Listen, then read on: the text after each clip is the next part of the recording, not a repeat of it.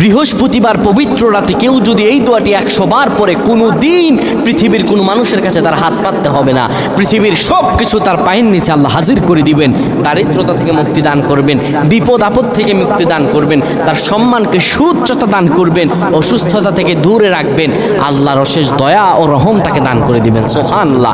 বৃহস্পতিবার রাত এটি গুরুত্বপূর্ণ রাত।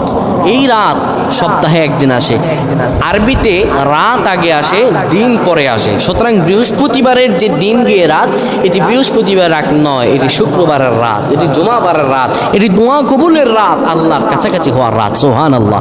এই বৃহস্পতিবার রাত আল্লাহ তাআলা বান্দার দোয়া কবুল করেন।